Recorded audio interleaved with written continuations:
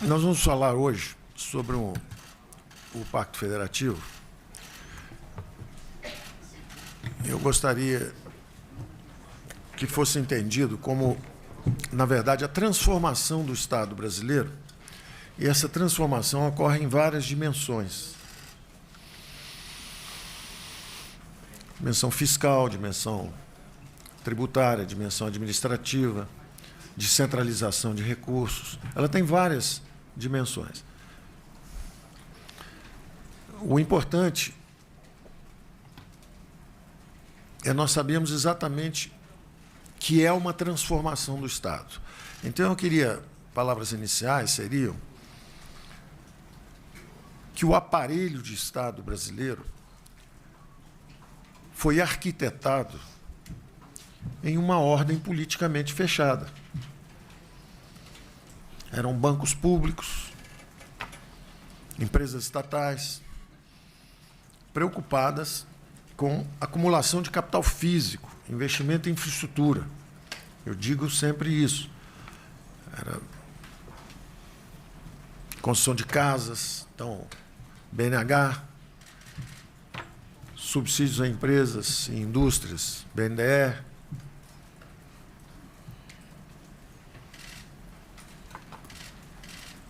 infraestrutura física, grandes empresas estatais construindo infraestrutura brasileira, Eletrobras, Siderbras, Telebras, Nuclebras, Portobras. É uma concepção de Estado que existe ainda hoje em alguns países. E é natural que esse aparelho de Estado tenha produzido aquilo que se esperava dele, foram os investimentos em infraestrutura, nos anos 70. E nos anos 80, meados de anos 80, o Brasil abre politicamente. E começa um redesenho do Estado.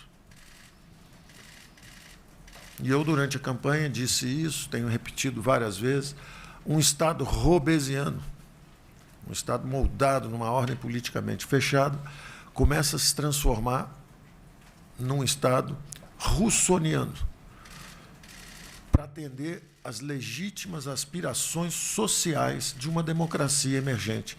O que uma democracia pede é diferente do que uma ordem politicamente fechada pede. E começa a transformação do Estado brasileiro.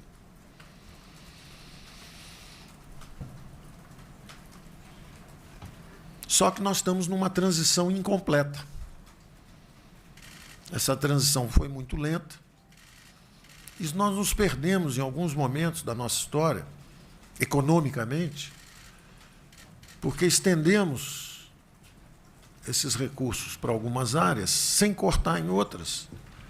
E fomos, então, visitados 2 vezes por um surto de hiperinflação, fomos à moratória e, desde então, experimentamos juros extraordinariamente elevados, impostos em elevação, e chegamos a um Estado que dizíamos sempre que gasta muito e gasta mal.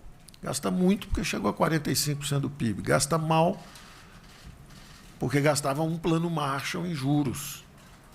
É inaceitável, virou o paraíso dos rentistas, o inferno dos empreendedores, por causa dos impostos altos, juros altos, um ambiente ruim e hostil para o crescimento econômico, para a criação de empregos, para os investimentos, e um ambiente bastante amigável para quem quer emprestar dinheiro para governo perdulário. Então, o grande desafio brasileiro é a transformação do Estado.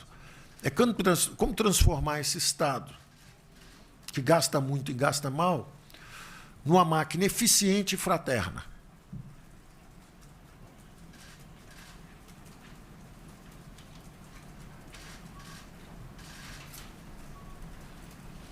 Então, o programa, o Pacto Federativo, na verdade, é uma proposta. E, ao contrário do que ocorreu na reforma da Previdência, onde, se por um lado havia um ambiente mais maduro para a conversa, houve também alguns enfrentamentos, dessa vez, ao contrário. Os líderes na Câmara de Deputados, os líderes no Senado, presidente da Câmara, presidente do Senado, nos ajudaram a calibrar as propostas. Nós estamos construindo juntos uma agenda para a transformação do Estado brasileiro.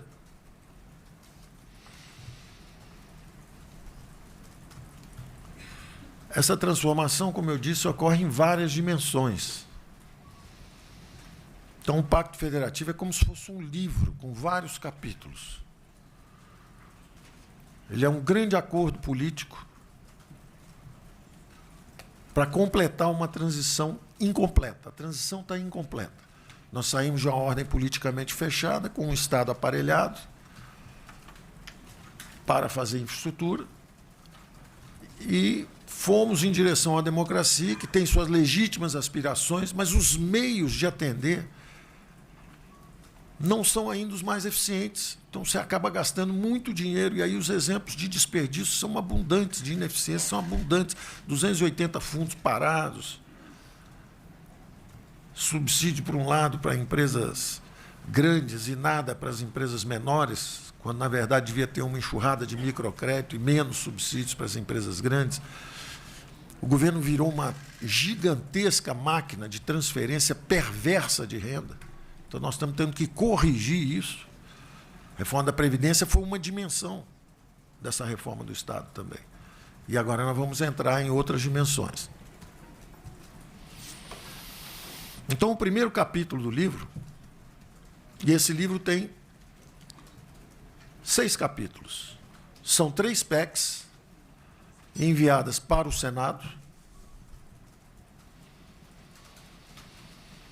uma PEC enviada para a Câmara, uma PEC para a Comissão Mista e um projeto de lei. Então, como se fossem 6 capítulos de um livro. Vamos abordar rapidamente, e a equipe está aqui para tirar todas as dúvidas, no detalhe, é um time extraordinário, com muita experiência, estão aí há várias batalhas, 10, 15, 20 anos de experiência esse time tem. Foram extraordinários na construção disso, e essa solução não é só nossa, e eu vou, nos diversos capítulos, mencionar a colaboração de outros órgãos que nos ajudam muito e têm nos ajudado.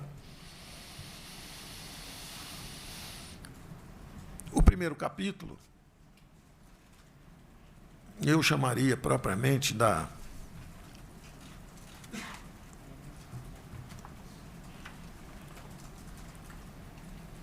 PEC do Pacto. Eu chamaria esse primeiro capítulo da PEC do Pacto, porque o objetivo é assegurar fundamentos sólidos, sólidos fundamentos fiscais para a República Brasileira. Nessa transição incompleta nossa, em que nós nos perdemos em alguns momentos,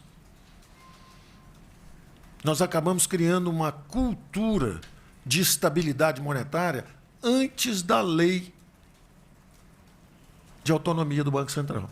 A lei ainda não existe, mas a cultura anti-inflacionária já é parte do DNA institucional brasileiro.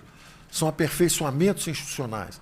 Mesmo um governo fragilizado, como estava o governo Temer no final, conseguiu puxar uma inflação de 11% para 3,70%, 4%, porque o aperfeiçoamento da instituição Banco Central já é parte da cultura de estabilidade monetária brasileira. Então, é um caso interessantíssimo de como, visitados pela hiperinflação, pela tragédia da hiperinflação, nós adquirimos uma cultura de estabilidade monetária antes da lei. Só que no front fiscal aconteceu exatamente o inverso. Nós trocamos a emissão inflacionária de moeda pelo endividamento em bola de neve. Estamos agora em torno de 5,5 trilhões, quase 80% do PIB como endividamento. Porque não temos ainda a cultura de responsabilidade fiscal, apesar de termos a lei de responsabilidade fiscal. É o inverso do que ocorreu na área monetária. Os fundamentos de uma república saudável, precisa de fundamentos fiscais e monetários bem estabelecidos. Curiosamente, não temos a lei da autonomia do Banco Central, mas já temos a cultura anti-inflacionária, porque fomos visitados pela hiperinflação. No caso do endividamento em bola de neve, é exatamente o contrário. Nós já temos a responsabilidade fiscal há mais de uma década e não temos a cultura da responsabilidade fiscal. Municípios, milhares de municípios quebrados, dezenas de estados quebrados, e a União só não quebra porque se endivida em bola de neve. Então, de novo, nós estamos falando sobre responsabilidade com as futuras gerações. Responsabilidade com as futuras gerações. O primeiro capítulo do nosso Pacto Federativo é a criação, eu diria até um aprofundamento, para não dizer que é criação, é um aprofundamento do marco, um aperfeiçoamento do marco institucional da responsabilidade fiscal.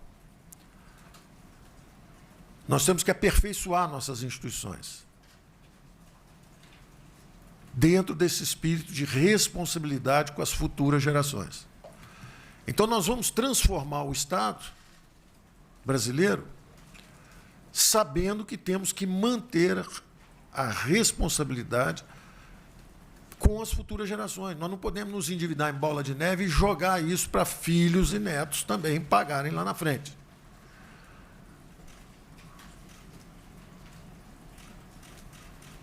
Estamos criando o Conselho Fiscal da República.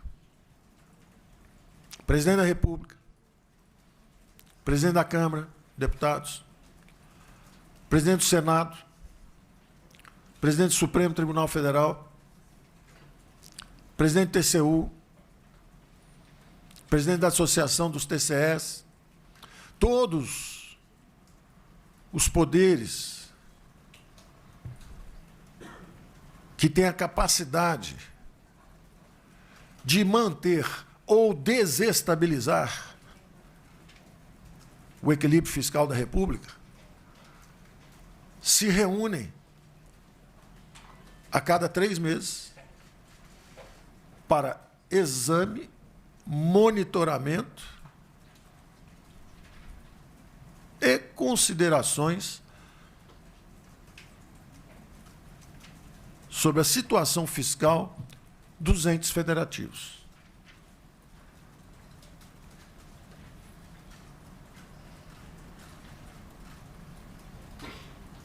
O presidente do Supremo,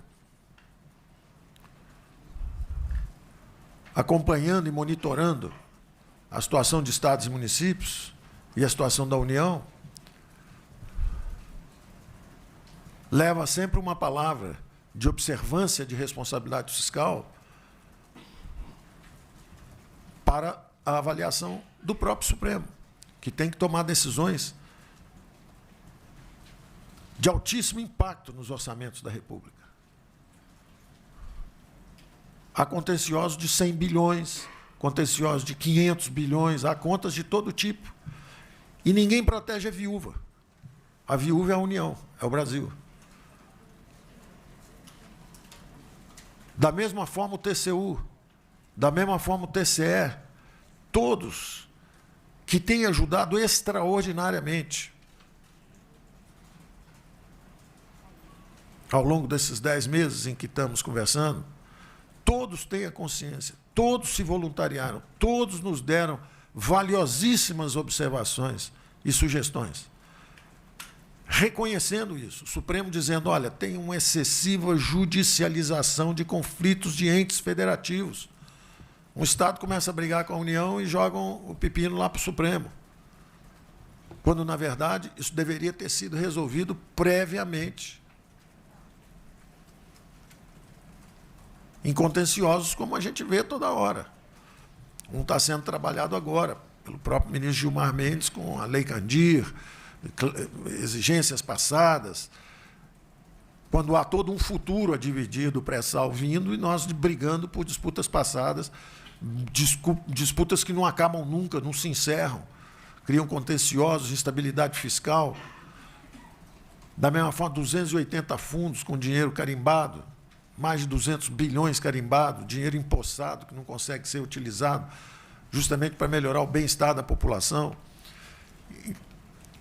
Governadores que assumem, e o governador anterior destruiu as finanças, e o TCE estadual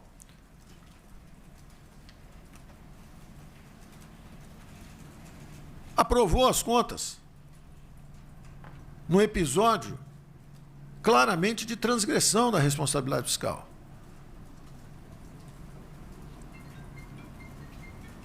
O TCU tem uma enorme experiência e cria jurisprudência a respeito disso.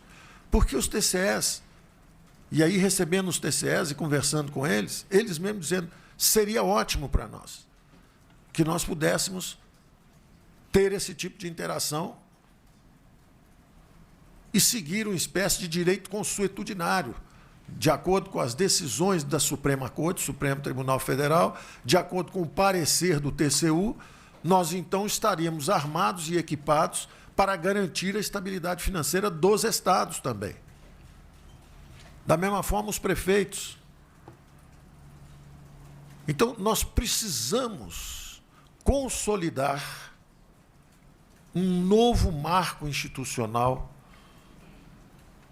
que garanta as finanças da República Brasileira. Esse fórum se encontra e se reúne a cada 3 meses, conversa, troca ideias e observa os desempenhos. Lá dentro também, eu diria, agora eu vou sair da lógica, porque a lógica do processamento político, e nós tivemos muita ajuda das lideranças da Câmara e do Senado, particularmente das presidências, da mesma forma a presidência do TCU, da mesma forma a presidência do Supremo Tribunal Federal.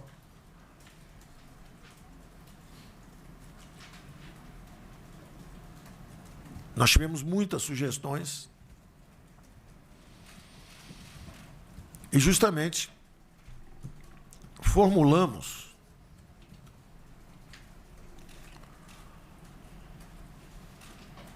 ferramentas que permitam, uma vez mapeadas essas situações de desequilíbrio profundo, que os estados, os municípios e a União também disponham de ferramentas de ajuste.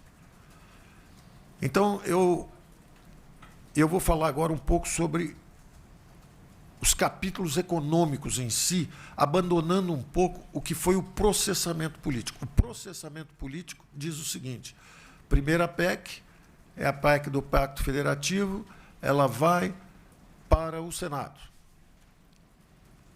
A segunda PEC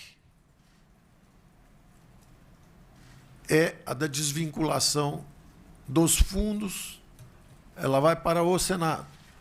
A terceira PEC é a da emergência fiscal, ela vai para o Senado. A quarta PEC é da reforma administrativa, ela vai para a Câmara de Deputados. A quinta PEC é a reforma tributária, vai para uma comissão mista da Câmara e do Senado. E o projeto de lei das privatizações. Então, esse é o processamento político, é a forma como as lideranças políticas, em conversa conosco, sugeriram o fatiamento e o encaminhamento dessas reformas. Mas há uma lógica econômica por trás que é integradora de tudo isso. Então, eu vou abordar a lógica integradora, que aí depois vocês podem perguntar detalhes em cada uma dessas dimensões. Então, a primeira, como eu disse, é a criação desse marco jurídico, desse marco, na verdade, institucional. Existe um comitê histórico na estabilidade monetária brasileira, que é o Copom. Ele se reúne e ele diz se os juros vão subir, se os juros vão cair, para assegurar as metas de inflação. Nós estamos, da mesma forma, criando agora, é diferente, porque não é um comitê executivo, ele não toma as decisões, mas o objetivo é justamente criar essa cultura de responsabilidade fiscal, porque a lei já existe. Então, se todos os governadores, todos os prefeitos, se a União, todos sabem que são monitorados a cada 3 meses, e todo mundo sabe o que está acontecendo com cada um desses entes, se todos os estados tiverem dificuldade, como estão hoje, e todos os municípios, evidentemente está havendo algo errado. O que é? A concentração de recursos no governo federal. Estados e municípios estão quebrados, porque a ordem política fechada manteve a concentração de recursos e já temos 30 anos de democracia e não descentralizamos os recursos. Não descentralizamos os recursos, pelo menos não na intensidade desejada. É verdade que parte das políticas públicas já é atendida de forma descentralizada, quando você tem um SUS. Mas a formulação, a concentração de recursos, quem decide para onde vai, para onde não vai, era o governo federal ou, como diz numa imagem brilhante do nosso experiente Mansueto, o Brasil é gerido por um software. Então, um software que fica rodando, manda dinheiro para todo mundo, dá aumento para todo mundo, faz progressão automática de carreira, dá dinheiro para cada setor e tal. E, no final,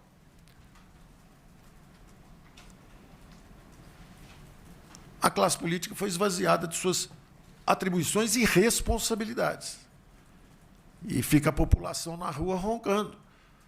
O ronco da rua é o seguinte: o que é que eles estão fazendo lá? O que é que estão fazendo? O que é que a classe política está fazendo? Porque ela tem que assumir a responsabilidade pelos orçamentos públicos. Alguém que é eleito governador é responsável pelas finanças desse estado. Quem é eleito prefeito é responsável pelas finanças daquele município. Agora, tem que ter os recursos e tem que ter a capacidade de execução. Daí a nossa ideia dos 3Ds, de descarimbar. Na verdade, eu usei a expressão desobrigar, desvincular e desindexar os gastos. Quebrar o software e atribuir essa responsabilidade à classe política. Esse era o projeto original. Evidentemente, conversando, nós não somos revolucionários. Os liberais nunca são revolucionários. Os liberais são evolucionistas. O Brasil não estaria pronto para desindexar, desvincular e desobrigar tudo de uma vez. Afinal de contas, há uma cultura política em funcionamento. Então, em conversa, justamente com todos esses atores, TCU, TCE, Ministro Supremo, governadores, nós estamos criando essa agenda de discussão, que é a agenda da transformação do Estado brasileiro. Então, esse primeiro capítulo é o capítulo exatamente que trata da criação desse fórum, que é esse Conselho Fiscal da República, para que haja esse exame e ele tem, inclusive, as ferramentas para a correção dos desequilíbrios.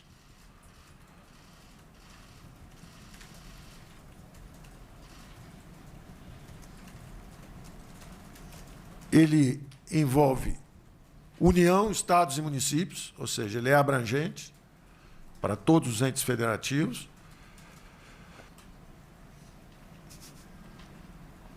Ele dispõe sobre mecanismos voluntários de ajuste. Um governador, e eu vou dar exemplos específicos para as pessoas entenderem exatamente do que nós estamos falando.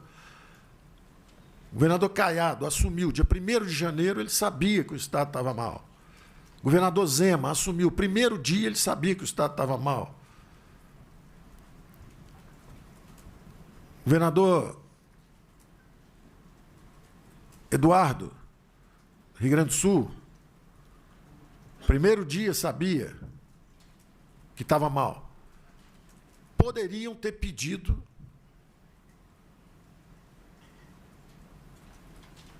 a declaração do estado de emergência fiscal. Estou em emergência fiscal, estou quebrado. Não é o shutdown americano que para de pagar tudo. Ao contrário. Ele só evita o aprofundamento do desequilíbrio.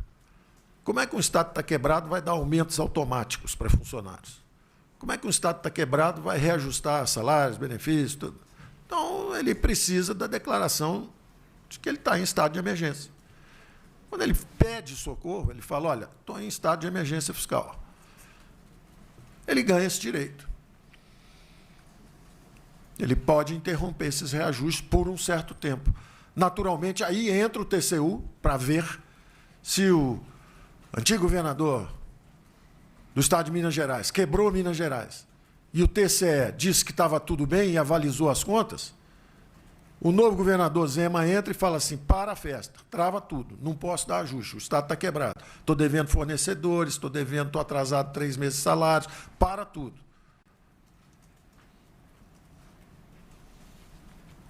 E aí vai ele interagir com sua Assembleia Legislativa, mas ele tem pelo menos 6 meses para travar tudo, enquanto a Assembleia examina se realmente é um caso de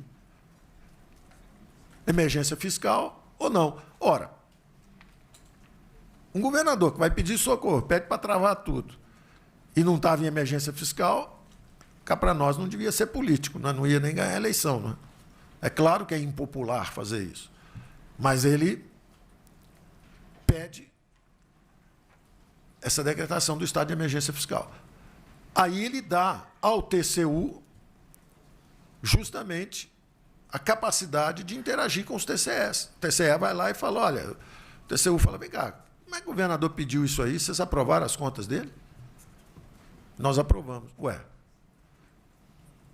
pode ser o crime de responsabilidade fiscal. Estão aprovando conta, estava tudo quebrado, está devendo fornecedor, não está pagando salário. Que história é essa? Ou seja, nós temos que permitir uma coordenação dos poderes de forma que possam cooperar para garantir o equilíbrio fiscal dos entes federativos. Hoje isso está solto.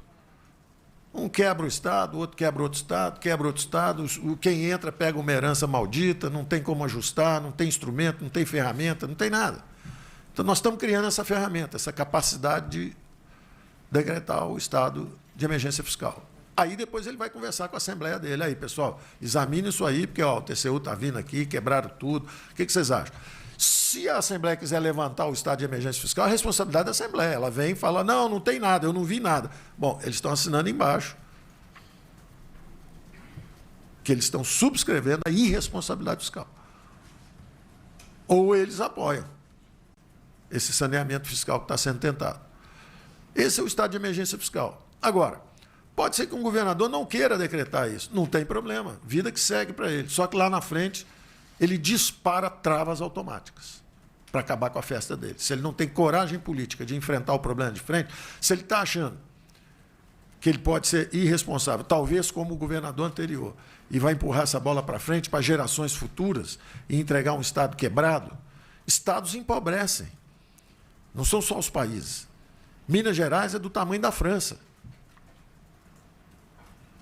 Você pode destruir uma população de milhões de brasileiros que vivem lá justamente por irresponsabilidade fiscal. Então, nós não podemos assistir isso passivamente. Nós temos que criar um ambiente que melhore a coordenação entre os diversos poderes, que eles possam conversar e mantendo a hierarquia entre os entes federativos, pelo menos ajudar a solução. Então, é mantida a hierarquia. Quem decide se pede socorro ou não é o governador. Se ele não decidir assim e continuar estourando todos os índices, aí dispara mecanismos automáticos. Nenhuma crise fiscal dura mais do que 1 ano e meio ou 2. Em 1 ano e meio ou 2 acaba, porque o PIB cresce aí 6%, 7% ao ano, vai ter crescimento econômico, 2%, 3%, inflação de 3%, 4%, o PIB cresce 7% ao ano, 2 anos cresce 15%, se as despesas ficaram travadas, e aí nós atenuamos bastante isso. Nós íamos desindexar tudo, mantivemos indexação de salários mínimos, mantivemos dos benefícios previdenciários, já que tínhamos feito uma reforma da Previdência, pedido do presidente Bolsonaro, da mesma forma que cada político pediu também uma coisa que fosse mais importante ou aqui ou ali, governadores pedindo, olha, eu preciso de travas, eu não tenho ferramenta para gerir. Então, esse primeiro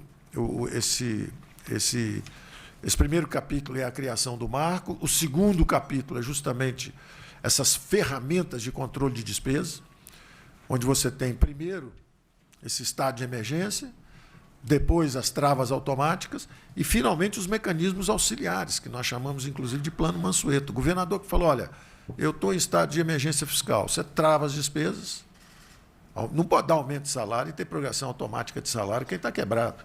Então, você trava aquela despesa ali um pouco, ao mesmo tempo, você dispara uma antecipação de recursos, você calcula quanto vai ser o ganho fiscal com essa trava por um certo tempo, ao mesmo tempo você pode antecipar alguns recursos para tocar saúde, saneamento, policiamento. O plano Mansueto entra dando essa folga de recursos por um tempo, mas esse recurso não pode ir para aumento de salário.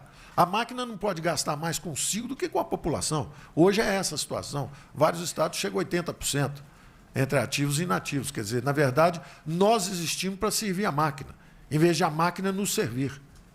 Essa é a transformação do Estado que nós temos que fazer. Nós queremos não um Estado de autoridades que manda na gente, vive às nossas custas e gasta mais do que nós mesmos recebemos de serviço. Nós queremos um Estado que nos sirva. Nós queremos inverter essa lógica.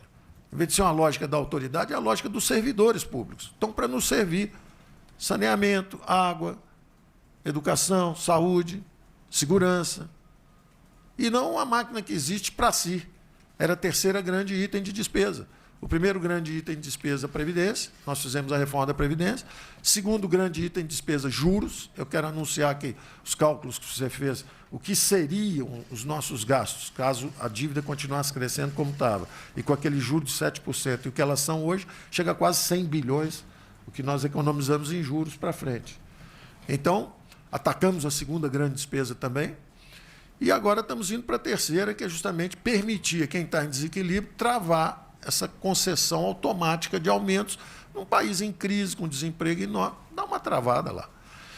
Então, essa é a situação de emergência fiscal, é o capítulo que nós chamamos de 2. Tem uma versão um pouco mais aguda disso, mas não é a nossa. A nossa é interessante isso, porque quando começou, a nossa era bastante abrangente, com uma potência fiscal de quase 50 bilhões, e a que estava na Câmara era mais frágil, que era a do Pedro Paulo, que cobria só a União. A nossa cobria estados e municípios e tinha muita potência. Fomos interagindo com a classe política, fomos calibrando para menos e ele foi calibrando para mais. Aí ele botou dentro estados, União, começou a botar todo mundo para dentro, estados, municípios, e foi calibrando para mais. Nós fomos calibrando para menos. Parece que ele deu a declaração que a dele hoje é mais potente que a nossa. Problema nenhum. Problema nenhum. Elas conversam entre si ali na frente. Queremos parabenizá-lo pela iniciativa, pelo esforço, e talvez até pelo conhecimento. Ele está, de repente, conhecendo mais até da classe política do que a gente, porque ele acha que a dele tem mais potência e pode ser aprovada. Nós vamos torcer por ele, mas nós enviamos uma um pouco mais branda, mas que tem todas essas travas automáticas e ela não era só por 2 anos, que era a emenda dele. A emenda dele era de emergência para a União por 2 anos para abrir espaço de gasto. Por 2 anos, quebrando um pouco essas despesas discricionárias que subiam sem controle. Então, para atender a regra de ouro, ele quebra um pouco isso e nos permitir aí ter um espaço de gasto por 2 anos. O nosso não é isso. O nosso é a criação de um marco institucional para 100 anos. Não é só para esses 2 anos e só para a União, como era o objetivo inicial dele. Então, o nosso é a criação realmente de um marco institucional de referência. Bom, o terceiro capítulo eram as desvinculações dos fundos. Falamos sobre isso já. Bilhões e bilhões empossados por aí, a cada ano 16 bilhões, 20 bilhões ficam empossados, isso vai acumulando, o total já chega a 220 bilhões, e a nossa dívida já passou dos 5 trilhões, quando, na verdade, nós devíamos usar isso, consolidar, reduzir dívida, melhorar a situação fiscal, mas, essencialmente, melhorar a alocação de recursos públicos. Esses fundos, nós já dissemos, como exemplo, às vezes juntou um pirata privado, uma criatura do pântano e um burocrata mal intencionado e aprovaram um fundo 30, 40 anos atrás. Um morreu, o outro fugiu para Miami, o outro vive em Portugal e o fundo está aí até hoje. Então, a nossa classe política tem a responsabilidade e certamente terá a competência de reexaminar esses 280 fundos. Os constitucionais, exatamente também pelo processamento político, as principais lideranças foram colocados à parte, quer dizer, deixa esses fundos constitucionais aí, vamos examinar os outros, esses que podem ter sido criados por influências que não eram republicanas, vamos examinar esses fundos e o Congresso escolhe os que seguem e desativa os que são para ser desativados. Tudo isso são recursos que vão para estados e municípios. E entramos, então, no quarto capítulo, que é a descentralização dos recursos. Nós queremos descarimbar o dinheiro para descentralizar. Nós queremos realmente uma democracia participativa. O prefeito foi eleito, ele tem que ter dinheiro para saúde, educação, saneamento, para segurança. O nosso presidente foi eleito dizendo, olha, o dinheiro tem que ir para a ponta, o dinheiro tem que ir onde o povo está. Nós vamos transferir até 500, pode chegar a 500 bilhões. Alguns de nós dizem 400, porque dizem, bom, como teve uma desidratação de 100, a gente pode tirar os 100. Mas não, eu acho que se a PEC paralela, sendo aprovada, trazendo os municípios para dentro da reforma previdenciária, em vez de ter 1 trilhão para a União e os municípios, estados e municípios fora, é mais saudável para o país e para a federação que sejam os 800 bilhões para a União, mas que estejam dentro dos estados e municípios com a aprovação da PEC paralela. Eu nem me incomodo com essa desidratação de 100 bilhões que aconteceu se trouxermos a PEC paralela para dentro, porque é um visível ganho para toda a União do ponto de vista de responsabilidade fiscal com as futuras gerações. Não estamos pensando em nós aqui, 1 ano, 2 anos, 3 anos. Nós estamos pensando em 10, 15, 20, 30 anos à frente, o que acontece com as futuras gerações. Que nós estamos nos endividando como se não houvesse amanhã. Nós estamos empurrando essa bola de neve para frente, isso é uma avalanche de dívida. E isso tem impedido o Brasil de crescer, com juros altos, com a desaceleração econômica. Então, essa transformação do Estado é, antes de tudo, um ato de crença na democracia, de crença no fortalecimento da federação. Essa nossa ideia de, em 8 anos passados, o dinheiro do pré-sal que vier, na seção onerosa, 70% União, 30% Estados e municípios. Já na alocação do ano seguinte, 35% Estados e municípios, 40%, 45%, 50%. Em 8 anos, invertemos a pirâmide, 70% para estados e municípios, 30% para a federação. É o primeiro governo em 40 anos que fala em descentralizar recursos, em fortalecer a democracia. A Constituição de 88, com muita sabedoria, botou essa meta lá, só que não conseguiu entregar. Porque como se perdeu no combate à inflação, com juros muito altos, tentativas frustradas, 1, 2, 3, 4, 5 planos, todos com uma deficiência básica, que era justamente a ausência dessa dimensão fiscal. Faltou sempre a todos os planos, inclusive ao melhor deles, que foi o real, foi brilhante do ponto de vista monetário, faltou a dimensão fiscal. Então, convivemos com juros de 70% ao ano, 60%, 50%, 40%. Eu sei porque eu estava do outro lado da cerca.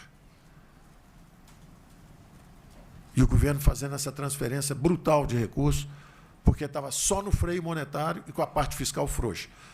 Então, nós já fizemos uma mudança radical. Nós estamos com a parte fiscal agora como chave do ajuste e a monetária já mudou. O juro de equilíbrio já desabou. A taxa de juros de equilíbrio já está descendo para 5, para 4,5, para 4. Por quê? Porque mudamos o mix. A taxa de equilíbrio, a taxa neutra de juros brasileira desabou, porque nós mudamos o mix. Nós assumimos o compromisso com a meta, com o teto de gastos, com a redução do superávit, do déficit primário, a criação eventual do superávit primário. Sempre que me perguntavam, mas e aí, o déficit, como é que vai ser a meta, não é a meta? Nós vamos fazer a coisa certa. E eu adoraria zerar E as estatais? Adoraria vender todas. Isso é uma declaração da direção para onde nós estamos indo. Agora, não quer dizer que é factível. Então, em vez de ter essa insistência de zerar, ficar com a cessão onerosa toda para o governo federal, tentar pegar também recursos extraordinários e zerar o déficit agora e deixar estados e municípios ao léu, a nossa decisão política, que está se revelando sensata e correta, foi dar o braço para estados e municípios, para a Câmara, deputados, para o Senado e dizer, olha, vamos transformar o Estado brasileiro juntos. Não adianta a União estar solvente e os estados e municípios quebrados. Então, vamos dividir. Eu prefiro ter um superávit, um déficit maior, um pouco maior esse ano, mas solta alguns recursos também para estados e municípios, que eles também estão sob estresse financeiro. Então, esse capítulo 4º nosso é a descentralização dos recursos, é para assegurar. Cada um dos capítulos tem uma finalidade básica. O primeiro capítulo, assegurar as finanças, os fundamentos fiscais sólidos das finanças da República Brasileira. Segundo capítulo, permitir correção com mecanismos automáticos ou complementares, como o Plano Mansueto, de desequilíbrios fiscais. Nenhuma crise fiscal vai durar mais do que 1 ano e meio ou 2. Porque você trava as despesas automaticamente, é o shutdown na brasileira, quer dizer, é suave, paga todo mundo, só não faz absurdo, que é ficar dando aumento quando você está quebrado. Espera 1 ano e meio, as receitas sobem e você acaba se reequacionando. E nesse intervalo, os recursos estão aqui com o Plano Mansueto. O outro capítulo, descentralização de recursos, para quê? Fortalecimento da federação. Nós queremos uma federação forte. O povo vive nas cidades. O problema de falta de segurança é na cidade. Você vive na cidade, você é assaltado na cidade, você é baleado na cidade. Você precisa de segurança lá. Não é o dinheiro aqui em Brasília na mão dos ministros, não. É lá embaixo. Nós temos que acreditar na democracia, descentralizar os recursos. Ah, mas você confia no prefeito, ele pode desviar recursos. Ele está sob a vigilância da população lá. E cá para nós, governo centralizado andando fazendo muita besteira com dinheiro público nos últimos anos, né? Eu confio na descentralização, eu confio na democracia, eu confio nessa coordenação dos poderes. TCS, TCUs, Congresso, Supremo. Eu confio nessa descentralização. Em vez de ficar, como vimos no passado, meia dúzia de pessoas em Brasília decidindo tudo. Quando você erra pesado mesmo, erra grande. Nós precisamos descentralizar. A essência da democracia é a limitação dos poderes e a descentralização desses poderes. Então, o que parece que é uma crise, essa briga entre Congresso, Senado, Supremo, isso, na verdade, é uma saudável dinâmica de uma sociedade aberta, aperfeiçoamento das instituições, demarcação de território, até onde vai o Ministério Público sem ser abuso de autoridade, até onde vai o Supremo sem ser proteção de impunidade, até onde vai o Executivo sem estourar estados e municípios, até onde vão os estados e municípios contando que qualquer irresponsabilidade será paga pela viúva, que é a União. Nós temos que apostar na maturidade democrática. Eu aposto, eu sou um observador e um participante de 30 anos de democracia, aperfeiçoando instituições. Todo ano um aperfeiçoamento novo e melhorando, e lentamente. E então estamos dando esse passo agora na direção da transformação do Estado. O outro capítulo, reforma administrativa.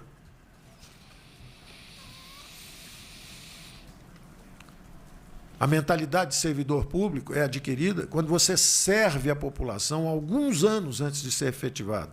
Não é só porque fez um concurso, entrou e agora pode chutar todo mundo, maltratar, botar uma estrela de autoridade. Nós não queremos isso. E nós sabemos que os funcionários mais experientes são exemplos de comportamento. Eu estou convivendo com os mais experientes aqui, são extraordinários, são exemplos para todos. E as reformas que nós estamos propondo não atingem nenhum direito adquirido de quem já está aqui. Agora, vamos aperfeiçoar isso para frente. O jovem que entrar, em vez de entrar já com um salário quase igual o do Valderi ou do Mansueto, que já está trabalhando aqui há 20, 30 anos, ele entra com um salário mais baixo, compatível com a iniciativa privada. Que história é essa de ter um privilégio?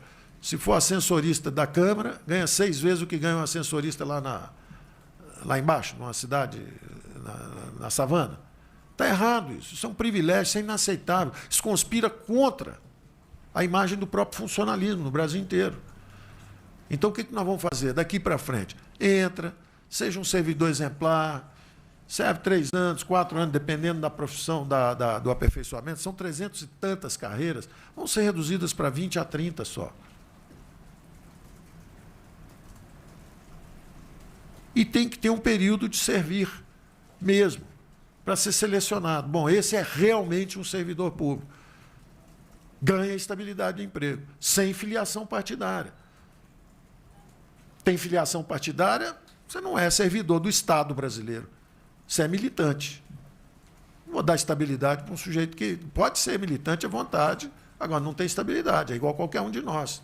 Nós também temos partido, todo mundo anuncia, faz o que quiser. Agora, estou mexendo com recurso público, estou com carteirinha de partido, peraí, estabilidade de emprego exige, é como as Forças Armadas também, eu sou um servidor do Estado brasileiro, não é do governo A, governo B, governo C.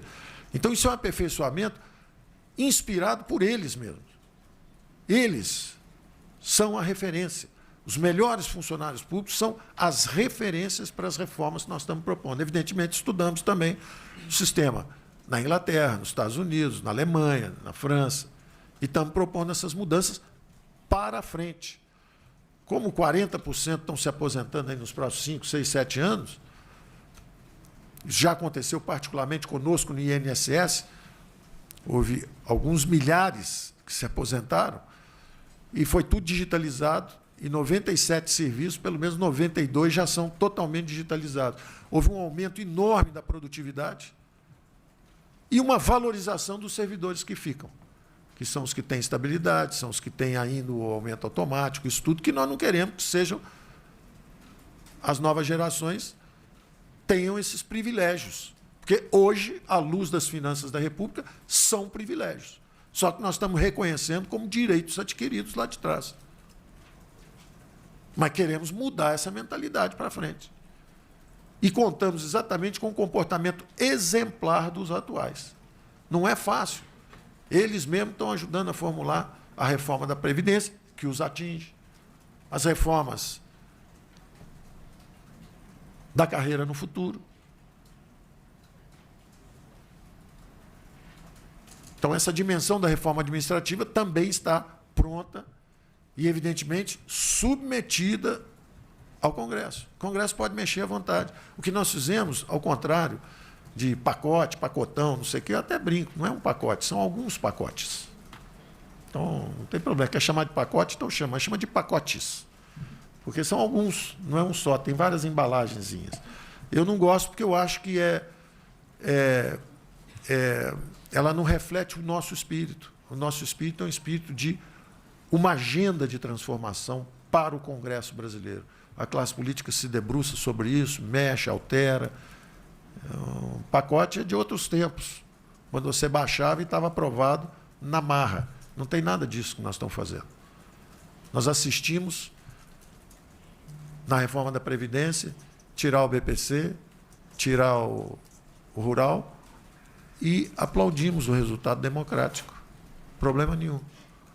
Como assistimos agora ao Senado voltar com estados e municípios e colocar dentro. E estamos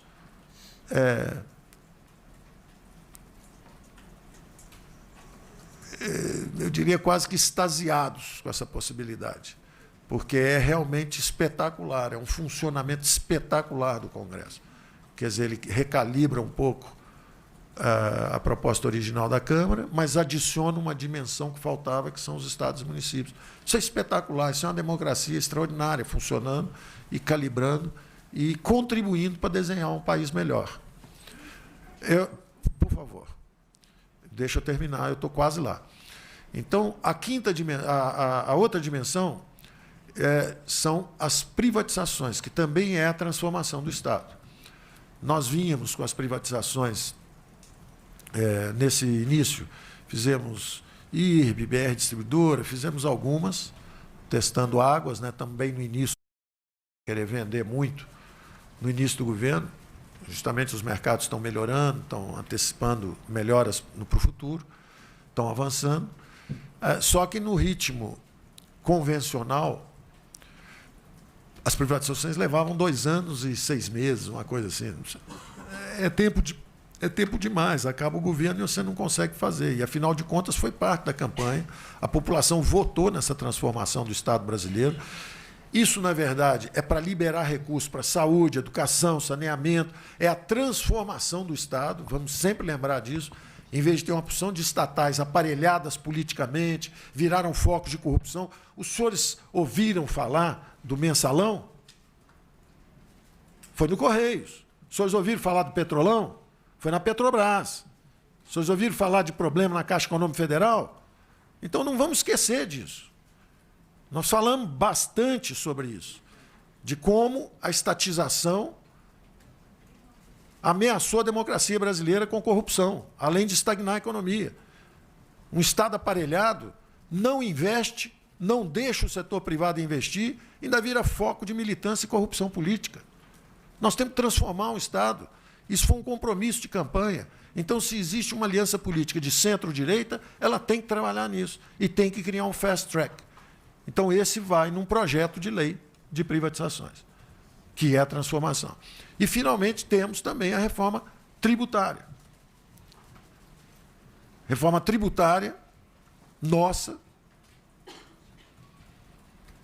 tem um pilar que conversa perfeitamente com a proposta que está na Câmara, que é a do IVA.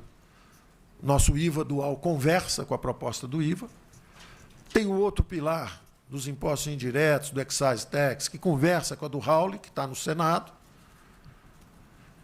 E tem um terceiro pilar, que envolvia desoneração de folhas, inclusive de pagamentos, e esse pilar foi derrubado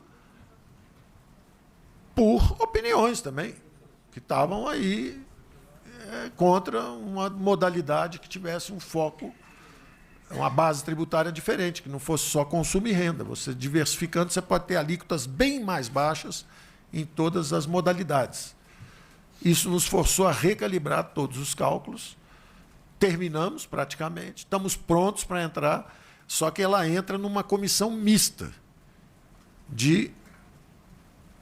do Congresso, da Câmara e do Senado.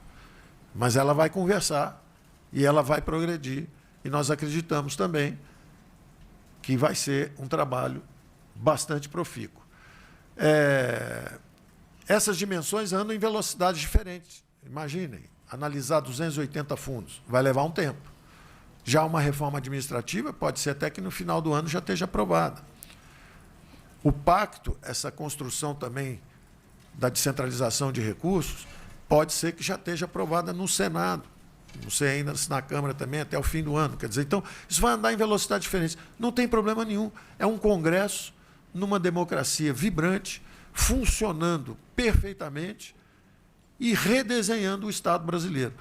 E sempre repetindo, essa reforma do Estado prevê uma transferência de até 500 bilhões de reais para estados e municípios ao longo dos próximos 15 anos, de forma a garantir, assegurar a melhor execução de políticas públicas, garantir os serviços públicos essenciais de saúde, saneamento, educação, segurança para a população brasileira.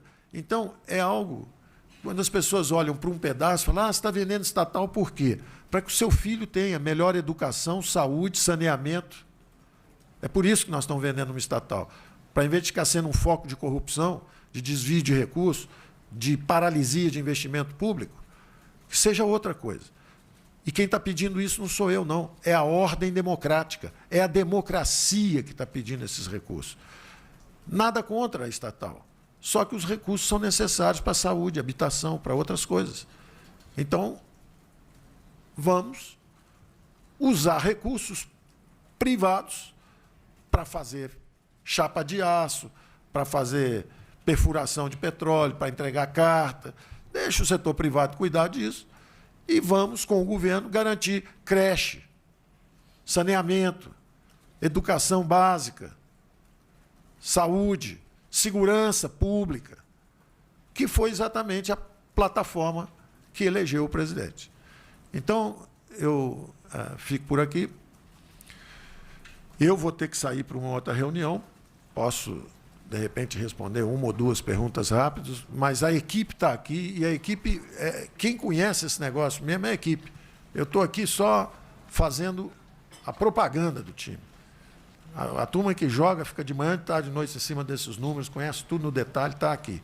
Eu sou só um feliz companheiro de viagem dessa turma que eu encontrei aqui, que são brasileiros comprometidos com a mudança, muito experientes, não nos deixam cometer grandes erros. Erros todos vamos cometer, mas eles garantem que a gente não cometa os grandes erros, até porque testemunharam muita coisa que foi feita errada e querem acertar e querem melhorar o Brasil, tá certo?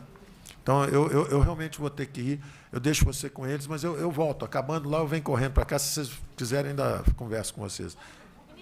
Vamos lá, você tinha feito uma, eu vou deixar duas, você e você que pularam antes, e depois eu saio.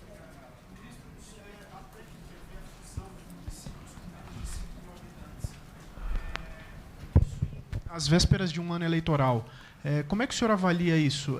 Como é que isso vai ser feito em meio a esse debate? Você vê que é interessante, né? Quem pensa em sustentabilidade fiscal tem que pensar exatamente no que aconteceu, andou acontecendo antes, que foi a proliferação de Câmara de Vereadores, de municípios, etc.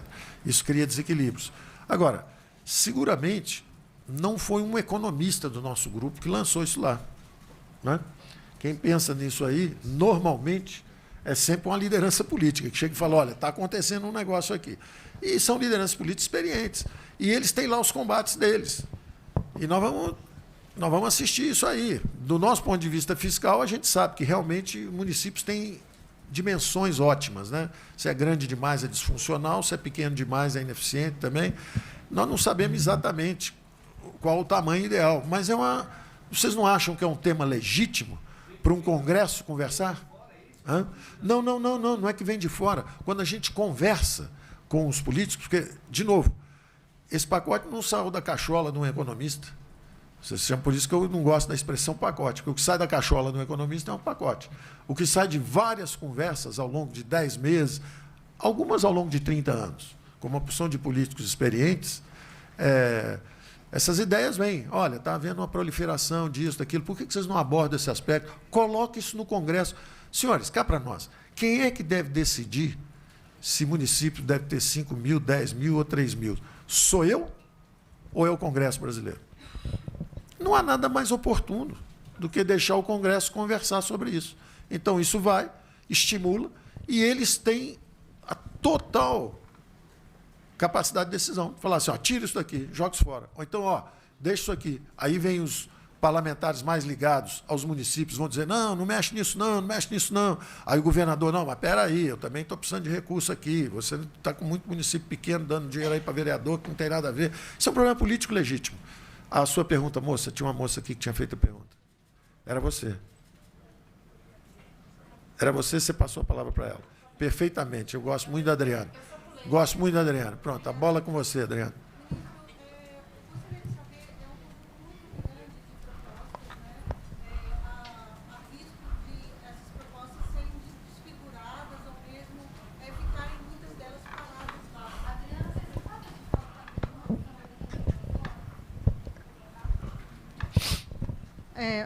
Boa tarde, ministro. O senhor está enviando ao Congresso um projeto muito ambicioso, com muitas propostas. Qual o risco dessas propostas lá no Congresso serem desfiguradas, desidratadas? O senhor mesmo já reconheceu aqui que a sua ideia era fazer algo mais forte, principalmente em relação à desindexação.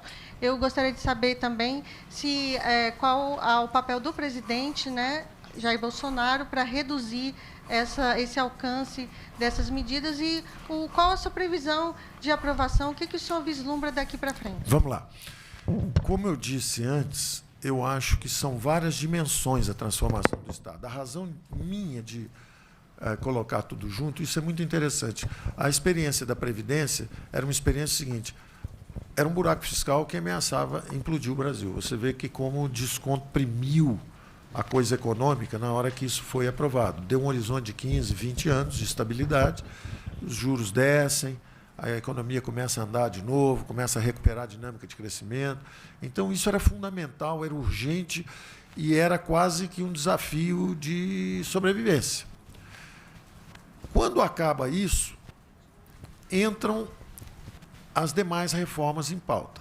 E aí o interessante é que, ao contrário do clima na Previdência, que houve um clima tenso no início, de um governo chegando que não falava a mesma linguagem de um governo, de uma Câmara e de um Senado que estavam também dissociados, estavam diferentes as linguagens.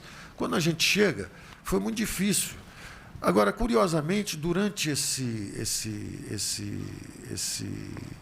diálogo inicial, houve muita construção de boa vontade. Muita construção de boa vontade. E, justamente, eu diria que a ideia de colocar agora uma coisa mais ampla foi até um consenso político das lideranças. Porque falaram, olha, se botar só a tributária, como é que você vai falar da redistribuição de recursos para estados e municípios sem falar também da forma como esses recursos são arrecadados? Então, vamos botar isso também. Bom, mas tem também o negócio da administrativa. Vamos botar isso também? Vamos. E aí o próprio fatiamento foi processado por essas lideranças. Falando assim, olha, manda primeiro esse para o Congresso, para o Senado, esse outro aqui já devia vir para a Câmara. Então, eu diria que isso está sendo um processo de construção conjunta. Como foi conjunta a construção com mais atrito, a construção da Previdência foi conjunta, mas teve um pouco mais de atrito, eu diria agora que está tendo muito mais de cooperação e quase que de orientação mesmo política. A própria classe política falando assim, olha, pode mandar, mas não é muita coisa. Não, essa aqui a gente anda um pouco mais rápido nessa, essa outra aqui, ela conversa com a do Pedro Paulo ali na frente e tal. Quer dizer, há um clima extraordinário de cooperação no Congresso e na Câmara. Pelo menos das lideranças, dos líderes, eu percebo isso e isso praticamente está nos levando. Eu, talvez, se me perguntasse, bom, o que você acha que devia ser e tal, talvez o foco fosse só no controle da despesa, mais um pouco, mas essa abertura de leque foi até sugerida pela própria classe política, e dizendo o seguinte, olha, não, vamos dar o contexto de transformação do Estado, vamos mostrar que o Estado está sendo transformado para o programa social. Ninguém quer vender uma estatal para guardar o dinheiro num banco, não. Você quer justamente para liberar recursos para a área social, para a saúde, para a educação. A democracia brasileira tem sido muito construtiva. A inclusão dos mais frágeis nos orçamentos públicos foi uma conquista interessantíssima também.